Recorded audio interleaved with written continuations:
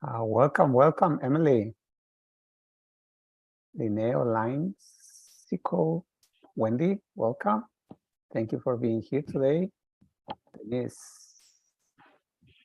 Sierra, Emily Hall, Rebecca.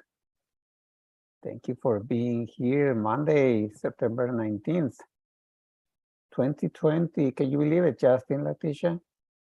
Yes, good morning, everyone. It's a nice day to be here.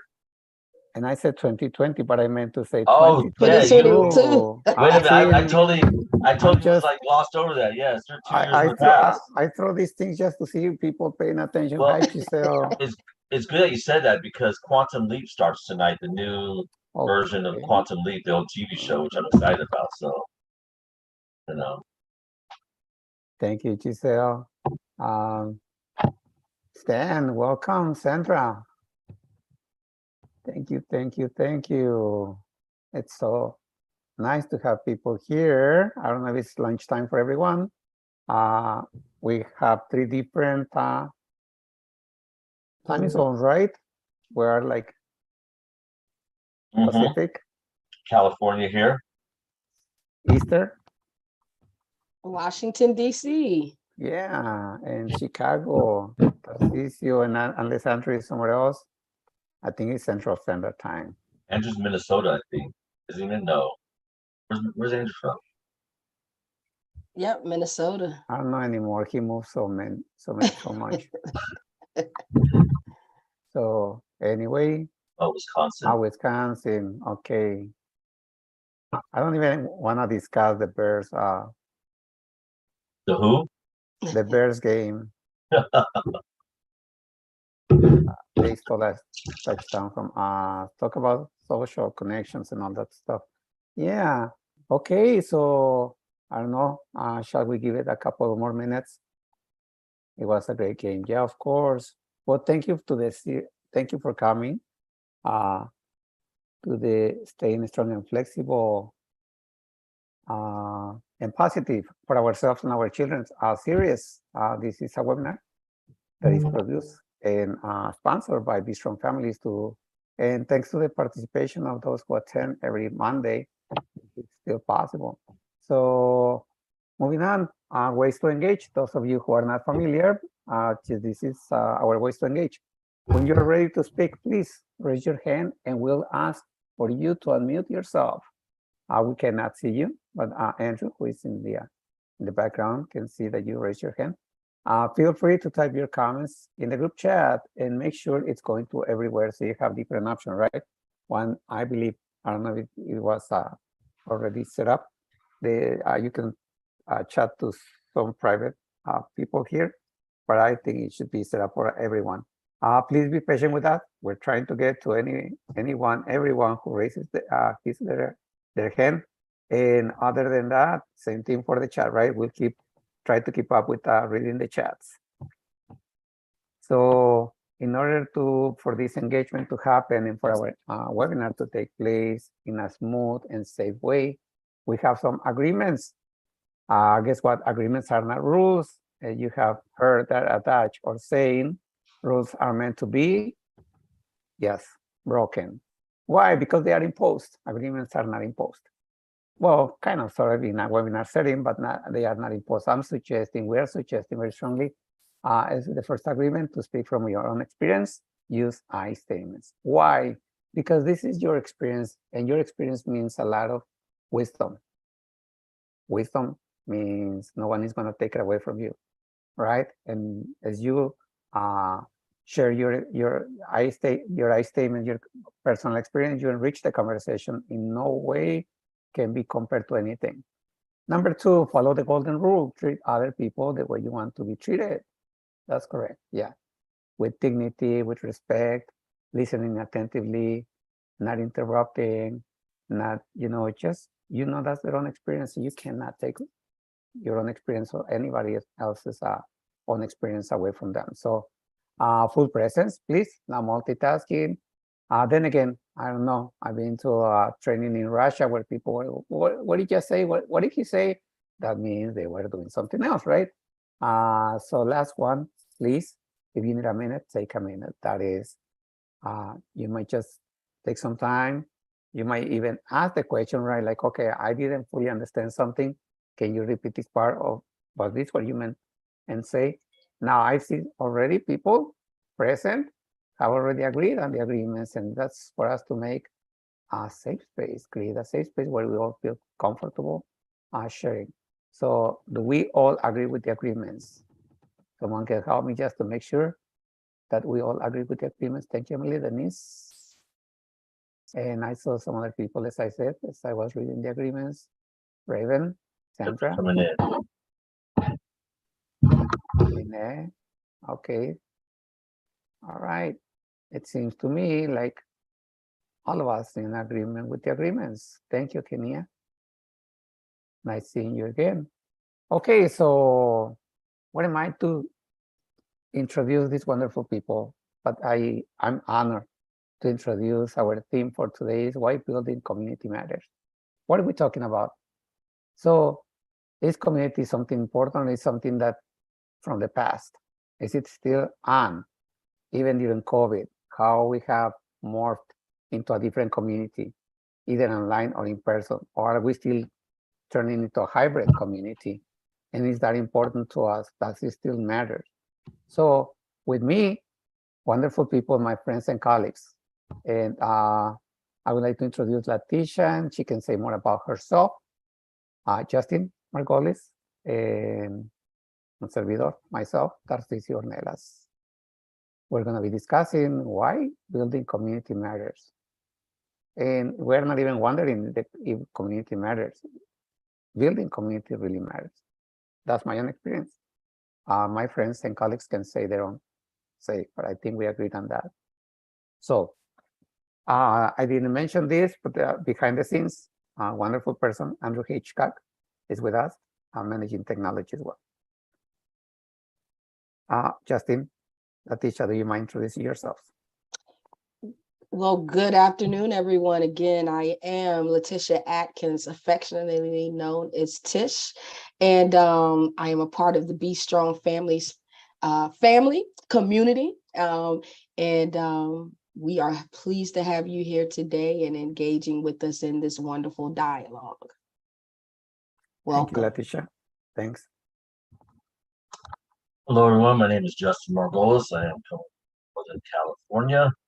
It is an honor and pleasure to be here. I am part of the Be Strong Families Community Group team. I am a parent. I have two boys, 19 and 23. Thankfully, they are adults and doing their own thing these days. That makes my life a little bit easier, but I'm just glad everyone's here. Thank you. And my name is Tarcisio Ornelas, and I'm a senior trainer with Be Strong Families and technical assistant provider. And I just happen to be a founding partner as well with Be Strong Families. But other than that, I'm really glad to be here with I've known Justin for a while already, and Latisha, and I consider them community people. They do things more than for themselves, for the community, and how important that is. So we are basing our today's webinar on Journey to Vitality Cafe in a box. And this is the vitality domain that we are focusing in, the social domain. And when we talk about social vitality domain, we're talking about the energy that current people in your life support and reinforce. So it is more than just friends, right? It's more than family. These are people who are there, if not every day, once in a while, sporadically, but especially, maybe even, as I said, morphing into a different community, right? More than in person is now like how do you say, two unfolded now types of community, which are part of my life. For some building social vitality can relate to how you spend your time and with whom you surround yourself. This is a virtual community. Is this virtual social life? Your friends and associates can enhance and undermine your vitality. Come on, let's talk more about it. Here in front of you, you have what we call the Journey to Vitality Cafe deck of cards, and you can always acquire them if you take a picture of this QR code, you can always be you'll be directed to our website. So, and also you can find more directly via link in the chat, right? We have a few questions for today to discuss these different perspectives, right? From Justin, from Latisha, and myself. So the first question is, you can also refer to it in the chat. How do your values influence your family and social life? How do your values influence your family and social life? And the forum is open for the panelists. When I think about values, of course, I think about what's important to me. Those values that I hold near and dear to me, and family actually is one of those values. And so for me, I place a high emphasis on family, and a lot of my friends are just extensions of my family. That's how deep our bonds are, that it goes beyond friendship. It's more of a family that I didn't necessarily choose with blood, but it's definitely may not be tied through blood, but just through those bonds and those ties that we formed over time. So for me, how do my values influence my family and social life is they show up in ways that I prioritize my family. I prioritize those friends who I'm closest to, because that is a value of my friends, and those family members who support me and I in turn support them. So that's for me. Thank you, Latisha. And I want to reiterate, if any of you out there in the audience wants to participate either through the chat or voicing out your thought, your ideas, please just raise your hand, and Andrew will open up the forum for you.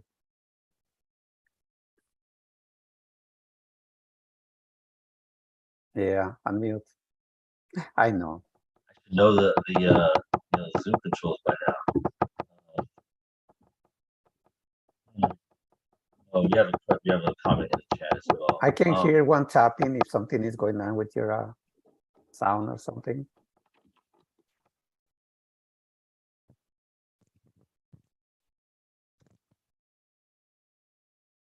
Is this better? Oh, much better. Okay, yeah, Thank it's you. been acting up. You're welcome. It's been acting up a little bit lately. How do my values influence my family and social life? I think my values influence it because I think it's important to be in a space and around people that feel the same way as I do about things. Giving back to the community, doing what's right, being a good person. And so that also reflects in the people I hang around with as well, because I want to make sure I'm in a space around people that are on the same kind of mission, on the same path, doing the same things that I am. And I know that they have also changed over the course of my life as well. As many individuals who know me know, and I think you both as well have a little insight to that. My experience in the past, I valued a lot of different things. It's about survival. It's about just making it day by day. As a result of the life that I lived, and therefore, I wasn't close to my family. But then the people I hung around with valued the same thing I did, and so it was trouble, and it was very black and white, and power ruled everything, sort of thing. And so as I kind of got out of that lifestyle, I kind of, as I grew up and changed, I started noticing how the people around me started changing as well, and so it made it more positive. And it's been reflective of that. People I can trust, people I can talk to, people that I know have my back in positive ways. Not that other individuals didn't, but now it's kind of we're on the same path, and it feels a lot better as well.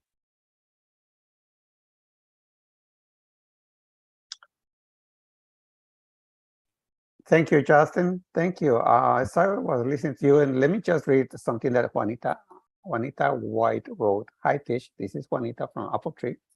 I agree. My family is also a value of mine. I also have traditional values that impact my influences, like the golden rule. Wow. Talk about it, right? Like there are some things in common. And I was thinking as I was preparing for these questions. Man, this is more than, my own conscious. I was thinking like reflecting that as an immigrant, and I came to the United States about 34 years ago, and I was confronted with values that I was never confronted before. Okay, so a different society, different ways of seeing things, different ways of different people. So when confronted, I try to embrace my values, yeah, right? Black and white. This is how life is. Finding myself like shaken, my ground being shaken because other people, I start seeing differences. And either I was confrontational or I was just like shut down. That was my two approaches, the black and white thing, right? So I thought of values like something is like foundational, right? You don't have this, you don't have anything. So did they impact my life? Yeah, I mean, there are things I cannot live without, like the golden rule. I will forever try to treat people the way I want to be treated. On the other hand, though, there are many things that my values just turn out to be my own insecurities in that sense. And that was my way of protecting me, my family, in my own way of seeing life. But as I was not confronted, as I had the opportunity to get to know more people from different backgrounds, my values changed as well. And I think it's value in terms of it's a treasure, but it's not a value in terms of foundational approach to it, like I cannot change it. It is not a question of practicality. You know what I'm saying? Like today is okay and tomorrow is not going to be okay. It is not about practicality, but it definitely has got to do something with building a community.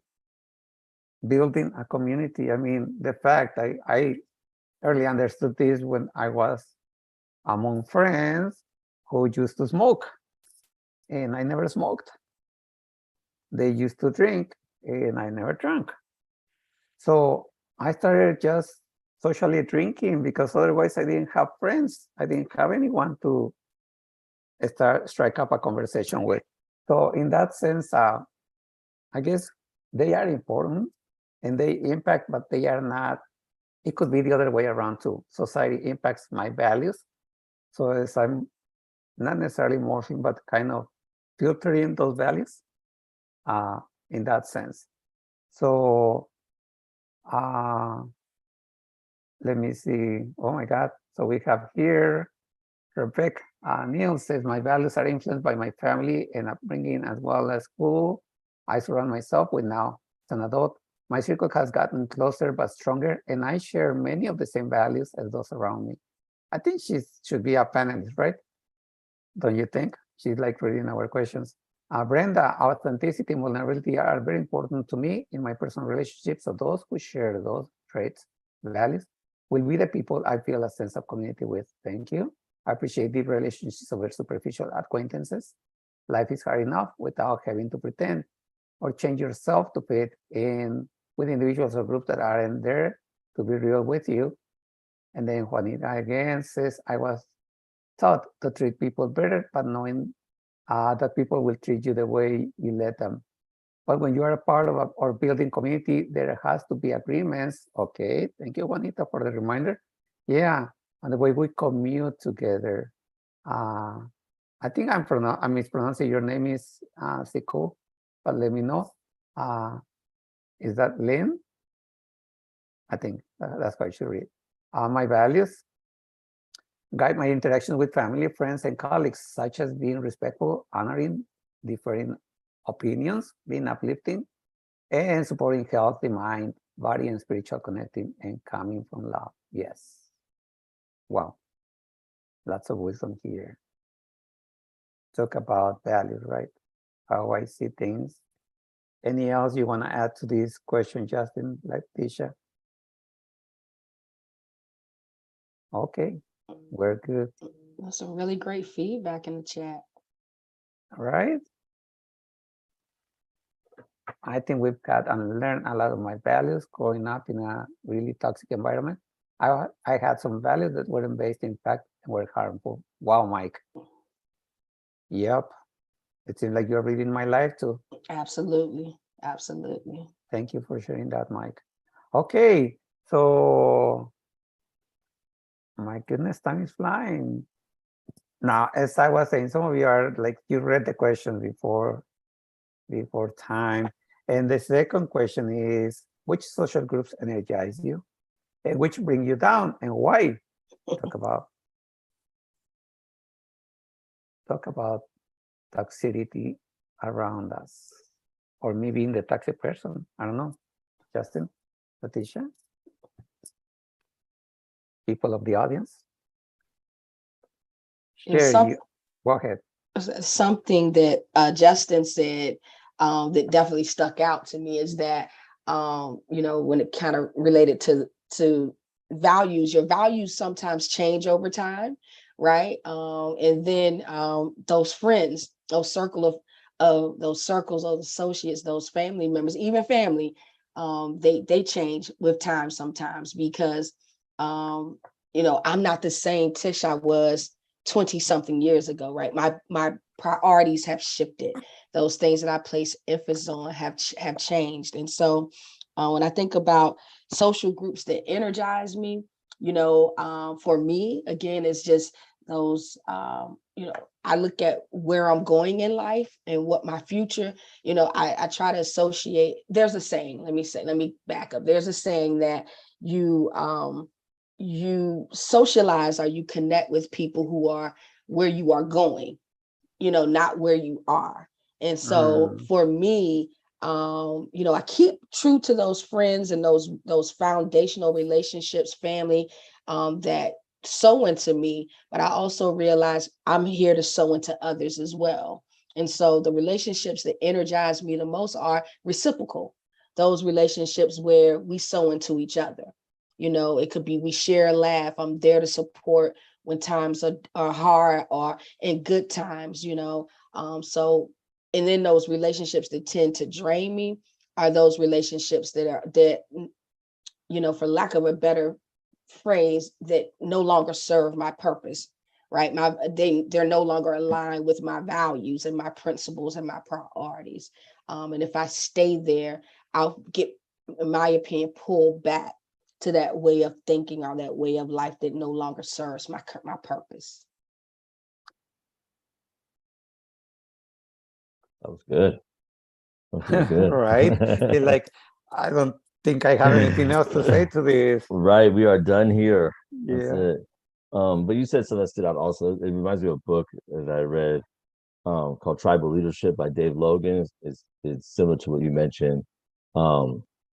It's like you can't get to another level unless someone's up there to pull you up, and then in turn you pull someone else up. Because we all want to be somewhere, and it was very similar to what you just said, which was great. But yeah, which groups I think drain me, which energize me? I think that was the question, if I'm not mistaken. Yeah, I guess groups that energize me, I feel like ones are on the same mission and path that align with kind of the things I'm doing. If it's of service, I'm part of a fraternity, and we do a lot of service and a lot of fellowship and things like that. And it's always fun in both aspects because we're there for the cause of getting things done, getting accomplished in the community, but then we also can hang out and have a good time with each other and just get to know each other a little bit better. And so that's really, it energizes me because it reinforces the things I believe in and the work that I'm doing and the path I want to be on. And a lot of these gentlemen have been there for a lot more years than I have, and it's kind of like exactly what you said again, Tish. Is I'm trying to get to that level where they are. And so by participating and hanging out and learning and growing, I feel like I'm on that path. And what groups drain me?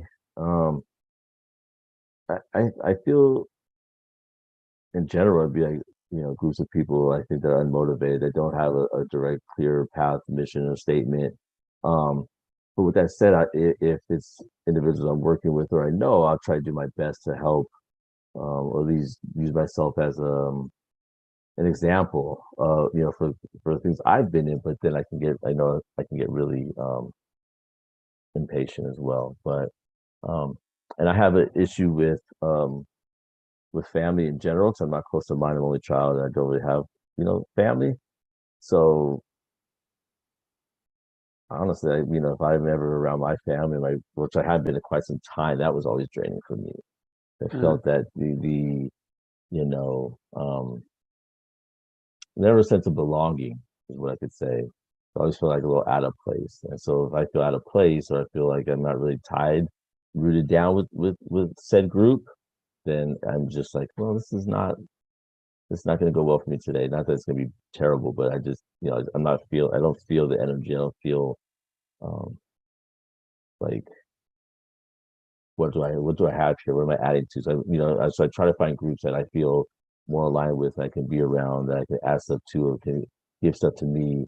That reciprocal relationship that was mentioned, which is important. So I kind of create my family, as I think you mentioned earlier on, Tish, as well, is that be around people I like to be around with, being around people that I see eye to eye with, I can spend time with, that will do more uplifting.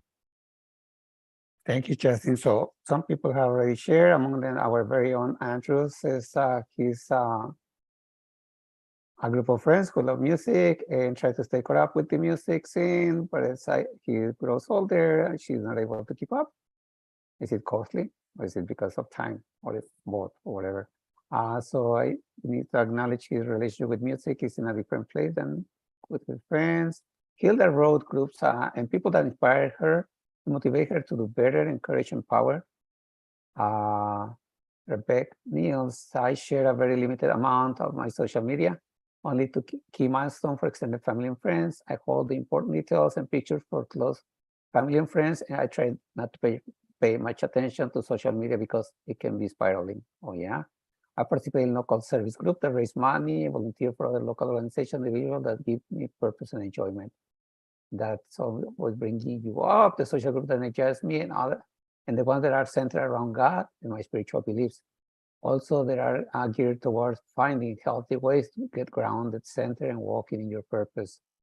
The ones that bring me down are more so focused on decline of the Black and brown communities, because it paints a negative narrative of who we are and takes the light away from the power we possess when we are more unified and not divided, and talk about building community.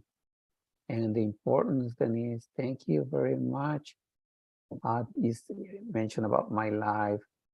Latisha, I understand I have to cut loose from some groups, organizations, because my values and purpose for my life changed and didn't align. No judgment, just not added value for me.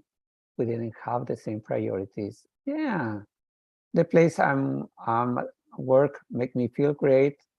Sandra, you work for Be Strong Families? I don't know, maybe not. My exercises group and my family energize me every day to do my best. Mike, I don't have time for hateful or willful ignorant people. They definitely train me because I spend so much time, and I still spend a lot of time educating myself and working and learning those harmful beliefs. I feel myself backsliding when I'm around them, and my community really energizes me, spending time with my chosen family, the queer community, etc. Thank you, Mike. Thank you. As I said, words of wisdom. We have this hashtag Walk Cafe, right? And this is youth. And it seems like youth is about energy, right? Vitality. And it seems like we have people under 25 here, including Justin and Latisha. I'm the oldest here. So talk about experiences. I believe for a long time I heard, and I was part of like, oh, those toxic people.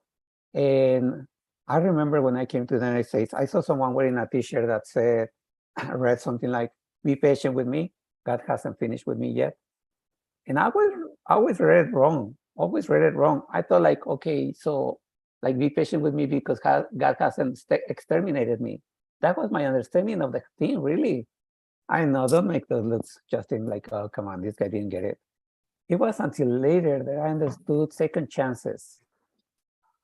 Because I saw myself, so many people giving me second chances. Maybe not realizing I was that hateful person. I was that person who just stuck his mind on something, and I didn't see anybody else's perspectives.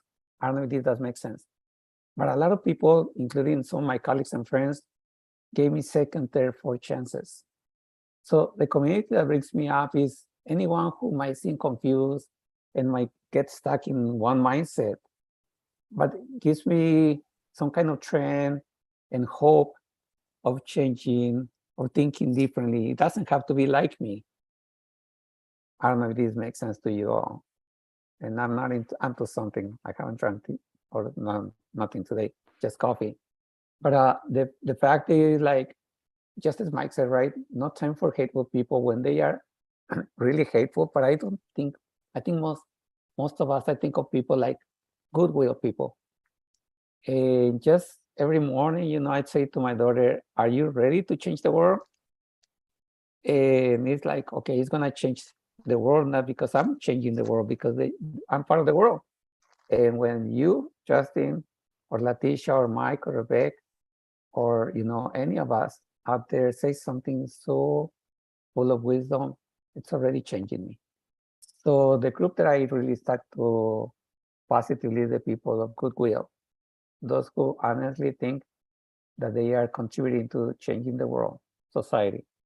And even though they might not think like me, or I might not think like them, yeah, I mean, I will find my hurdles and my problems, but other than that, Justin, Latisha. Oh, this is great conversation. I'm writing down things to just take back, right? Because for me, I'm a work in progress. I'm that person on that T-shirt that saying was talking about. So right. So yeah. Thank you, Latisha. I totally agree with the work in progress, right? It's always, you know, I think mentioned earlier, you know, there's always room to grow. And I think that's a good space for me, is that I'm always willing to learn, grow, be better. You know, so I'm not done yet. And I think that's the important thing. If we get stuck in one lane or one mindset, then life is just going to pass us by, or pass me by, I should say. And that's not a space I no longer want to occupy. So just trying to have an open mind, and you know, be willing to learn and grow, and admit if I'm at fault, and admit that I don't know everything. You know, and I think that as a parent, that helped me raising my children, because I think the tendency to, you know, everyone think like, this is who I am, and it's really not, right? From day one to whatever 49 years later is, I'm a different person. You know, and that's what, and I'll, you know, in 10 years, 5 years, whatever it is, I'll be different from what I am today, as long as I keep a good, you know, open mind, and be willing to, you know, just keep growing and learning and evolving. Yeah. Hilda, Giselle Torres shared, after going to the dealership this Saturday, I was definitely low on energy. Who wouldn't? But I spent time with family and friends, and I feel a lot better. Congratulations, Giselle. That's great. Hilda wrote, starting your day off, being grateful makes a difference. Wow. Yeah. Thank you, Hilda, for that reminder. Gratitude matters. Thank you, Justin, for writing that down. Definitely. I mean, why building community matters? Why? We're still focused on that, right? Because Justin makes me, because Latisha contributes to building me. So that's Hilda and Andrew, the people around you that I have contact with every day, or not every day, but as long as I'm, you know, having a conversation, exchanging ideas, they make me or they break me, right? So moving on, I guess, other people, please share your words of wisdom using the chat. And if anyone wants to really voice out your questions and or your ideas, please don't be shy. You're depriving me from your words of wisdom. I say me because you say statements, right? No, I don't know about anybody else. Okay, so Andrew, can we move on to the next question? Wow, this is turning out to be very, very, very, I mean, deeper than I thought it would turn into. How important it is to have relationships with people in different generations from yours, and why? How important it is to have relationships with people in different generations from yours, and why? I think it's very important to have relationships with people in different generations, than mine, 'cause I feel it gives good perspective on, past, present, and future.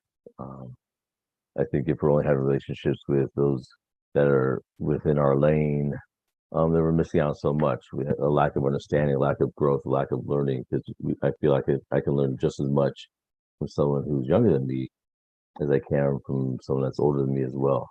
Because older is always like what it was, what they went through. Um, and that goes to the communities that I'm a part of, right? It could be, community of Los Angeles where I'm born.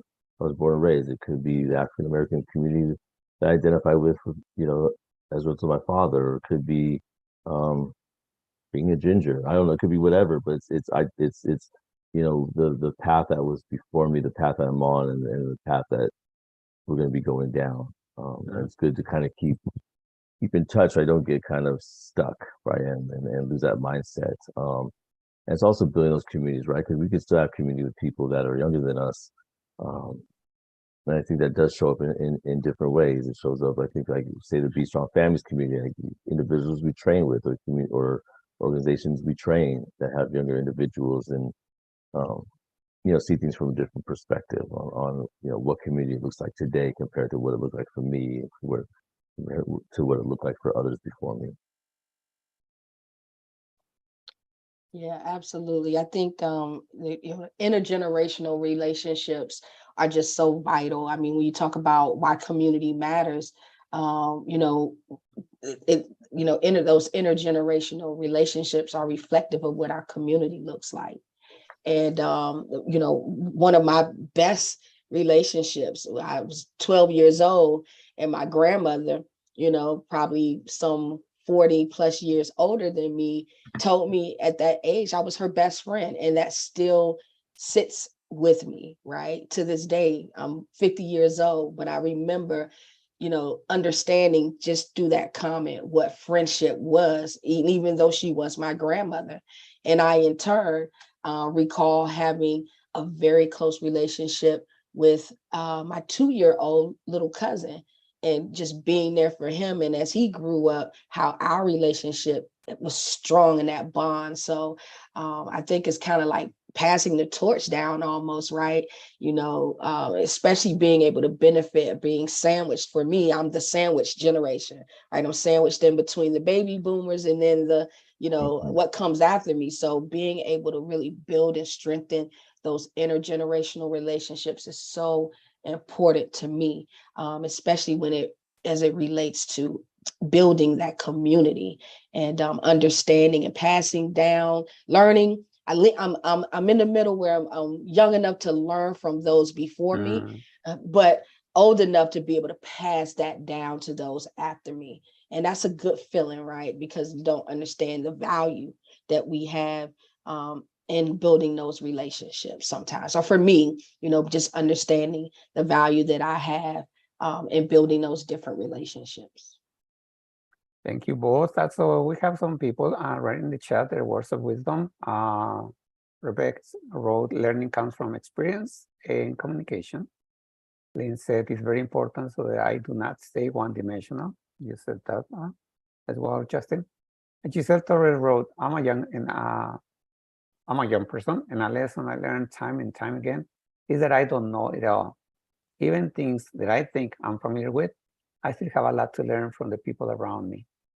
Mike wrote, I worked for almost 2 years in an elder care facility, and learning so much from the patients there really changed my outlook on life.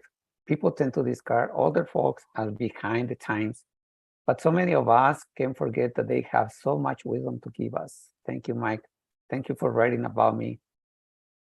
Elderly. Yeah. Emily, it allows the opportunity to learn. Listening to different perspectives and experiences help me to remember that everyone I meet has the capacity to teach me something.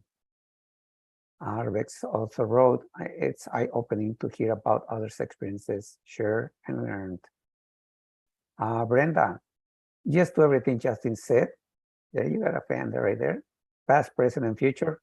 And learning from younger generations as well as older ones. Being separated into age groups pretty much only happens in school settings. But outside of that, we need to be able to engage with different generations because we all have valuable perspectives and contributions to the community. Wow. Lynn again wrote, older generations and younger generations keep life engaging, make it enjoyable, and keep me growing. Revit says, oh, okay. Wanda, yeah, I strongly, oh yeah? Okay. Wanda wrote, I strongly believe in the power of intergenerational relationships. I recently had a conversation with military vets who were only 10 years older than me. Our experiences were so different because they joined in the Vietnam era and I joined later. Our conversation shared so much on our different perspectives, and we were able to better understand one another and work together on a common cause. Yeah, wow. Please, vets, thank you very much for your service.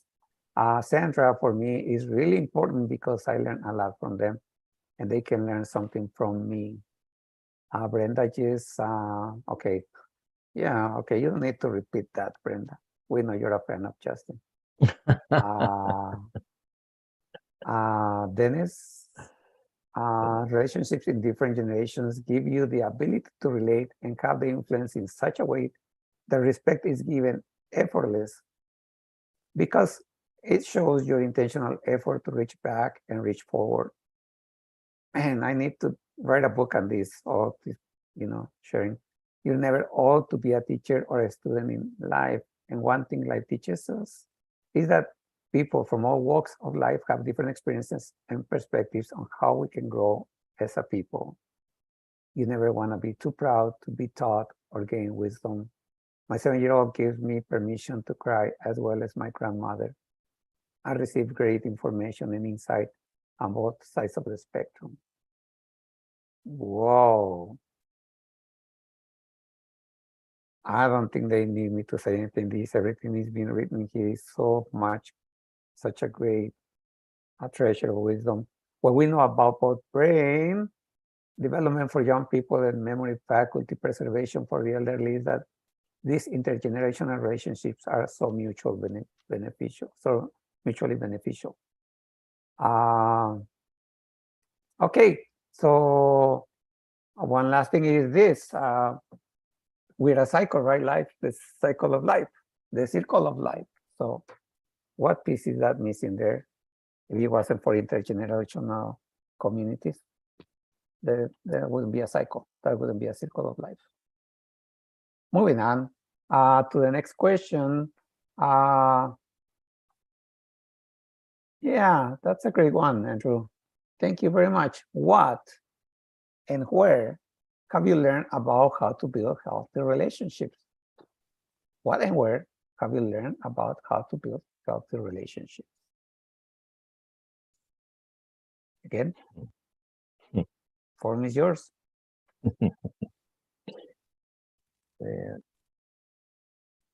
What is that, Justin? That is my awkward laugh because it's still a work in progress. I'm still trying to figure that part out. Not having very healthy relationships growing up, I think, with my mother. Not that it was unhealthy, we just didn't get along. And then being an only child and no father in the house and not a close tight family,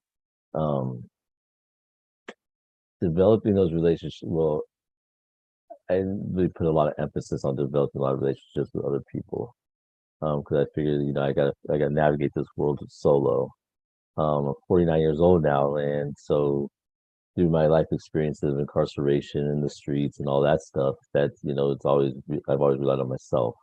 And relationships were unhealthy because it's you do for me, now I owe you. I do for you, you owe me type of thing. So they were never beneficial, mutual in respect and trust. And so over the course of years, it's something that I've had to really work on, and it's impacted, my relationship with my kids, my relationship with my significant other, my relationship with other people.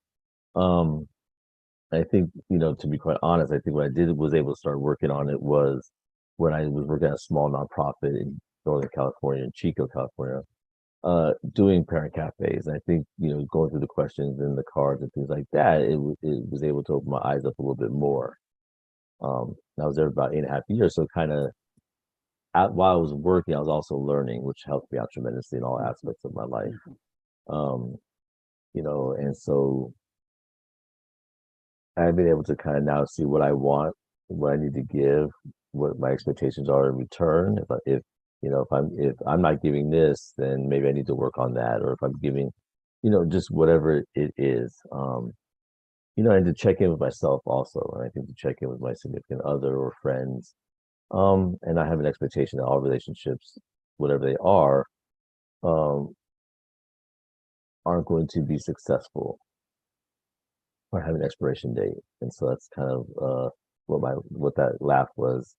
Because it's always, I still, my mind is wired in a certain way that says, like, if there must be something that is going to come, I must owe you, you must owe me, I must do for you, you must do for me. Not just healthy, we're in this together as a team, working together for this common goal. And so that's kind of an internal fight that I still have, even with my kids. Like, even with my kids, I have those expectations of stuff, and so it's it's impacted in many ways. But I'm still learning. I'm still willing to learn and admit that I still am not 100% successful, and I'm okay with that. I try. Yeah. You brought up a lot of great points there, Justin. Like I mean, where do I start? But I think, what I've learned most, about building healthy relationships is that, one, we were born to be relational. We were born to have relationships, right? I oftentimes hear people say, "Oh, I don't need people. I don't need friends," and that's so far from the truth. We all need someone, right, in our life, to play that role, because we all want to feel valued, and we all want to feel loved. And so I've learned over time, just having a series of bad relationships, that you got to be selective, right? Being selective in who you allow to have access to you, and being selective in terms of who you want to, have access to and pour into, has been critical for me, right? And then I've also learned that it's okay to have levels to friendship, right? Some people are really close friends that can call me on my house phone or come over to my house without calling. And some people, you need to text me on my cell phone, and then I'll get back to you. I'll schedule that time, because I need that balance. And so I've learned the two fundamental things: balance and boundaries are good things when it comes to relationships. Thank you both for sharing your thoughts, your experiences. Victoria Hill wrote Through Failure of Relationships. Mike Sandel wrote Therapy. Sandra said, by the time I learned is better surrounded by people who have similar life goals. Giselle said, communication, mutual respect, and patience is key. I like to make sure I'm placing healthy boundaries on my relationships as well. Emily, I was fortunate enough to learn from my childhood with my family. My knowledge has expanded because of professional experiences. This has allowed me to see how many people didn't have the same childhood experience as me, and just how deeply childhood experiences impact us all throughout our lifetime. Certainly. I like the levels, Wanda.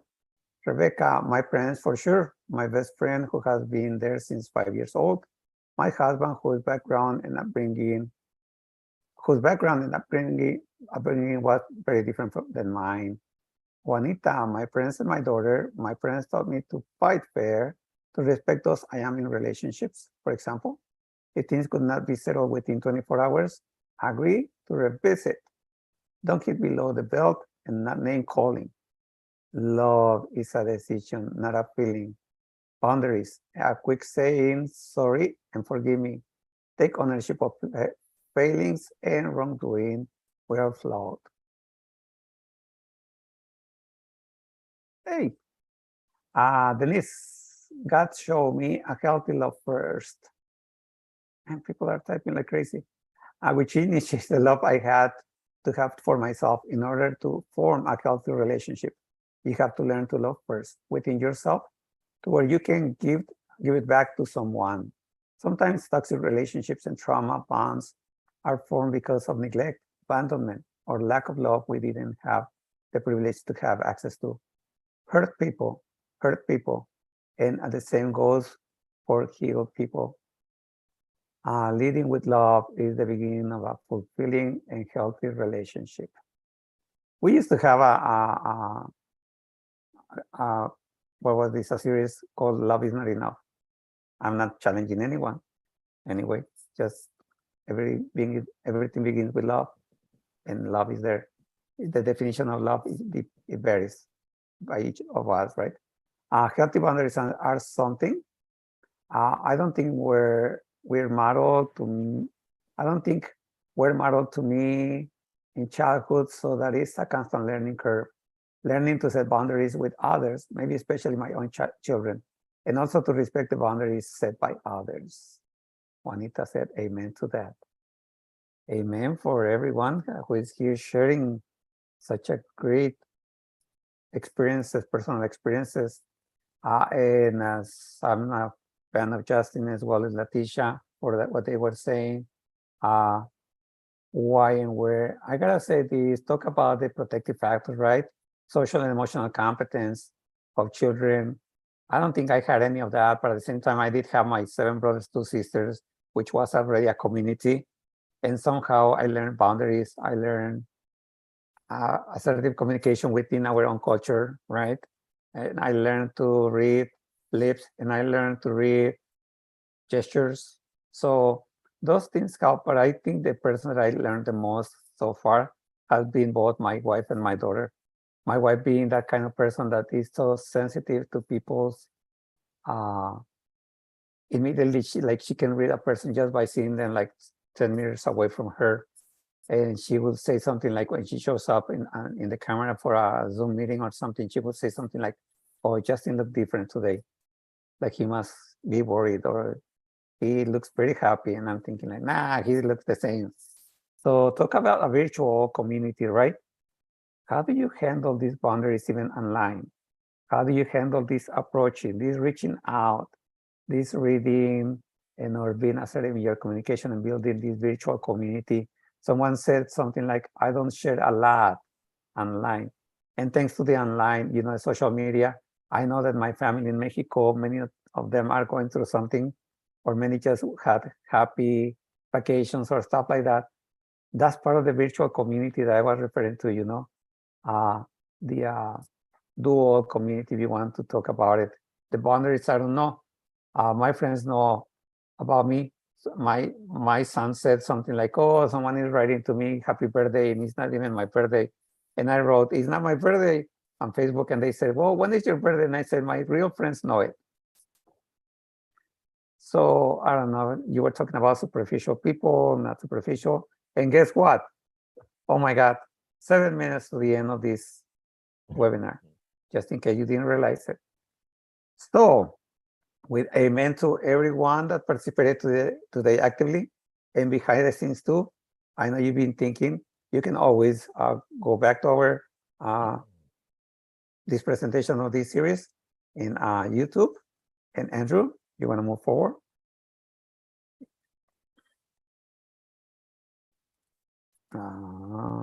Okay, thank you. So I just gotta say this: we invite you to be part to take this poll on your screen. If you didn't see the poll, please let us know. So how do you like today's webinar? 5 being very much. This is a single choice. Number 2, check all that apply, your multiple choice. I work providing services to families. I'm a parent. I do cafes. I'm a staff board consultant, RPA or BSF, other. And just in case you didn't know, Justin and Latisha, we cannot vote. Otherwise, I could have voted already five times. We invite you to be part of the Amplify movement. And this week's Amplify hashtag is #Amplify Community Matters. Doesn't it? Of course it does. And without any further, I just gotta say, I really enjoyed being with you. Justin, Latisha, thank you for your words of wisdom. Everybody else as well. And Andrew, thank you for taking care of technology. And I really gotta go. I have to go to the doctor's appointment. It was a pleasure and an honor being with you today. See you soon. Thank you, Justin, all Tarcisio. yours. Take care. Thank you, Tarcisio. All right. A Taste of Cafe. I got your back. We're coming together. That will be Friday, September 23rd at 12 p.m. I assume that 12 p.m. is Central Time, if I'm not mistaken. So majority of stuff, if you see it be Central Time, I always have to remember that since I'm in Pacific, and I gotta deduct those 2 hours of time. But if you're interested in that, just scan that QR code right there on the side of the screen. It should be able to take you to the registration for that. We have a lot of great cafes on Friday, so please join us. Here at Be Strong Families, to register for upcoming webinars, please visit bestrongfamilies.org/webinars. Certificates are offered for those who need them. Contact info@Be Strong Families. You can also scan that QR code. It's a good way to get the information you need if you're getting some credit for this or anything like that. Please take advantage of that. This is our the Be Strong Family shop for the Amplify, the cards. The one in the middle, I'm not too familiar with that one, so I can't speak on that, but you can get it. Parent Cafe supplies, parent engagement resources, games, gifts, and much more are available. Also, peruse our website. There's a ton of great information and cards. Please join our YouTube community. Scan that QR code there at the bottom will take you to the YouTube community. The last one is how do we honor fathers in our lives, which is a great webinar we participate in. And I know we are running out of time, so that's why I kind of made it a little quick. I just want to thank everyone for being here. It's always an honor to work with Tarcisio and Latisha and Andrew as well. They're great individuals and part of the Be Strong Families team and community. Are there any questions, comments as we wrap up this last few minutes?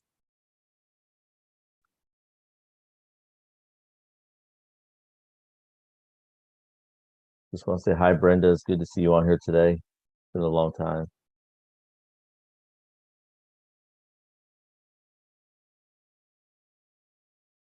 If there are no questions, comments, last minute, anything, we can go ahead and call it a day. We just thank everyone for being here. All the great comments in the chat, it really added to the conversation to make it robust and full, and give us some stuff to think about as well.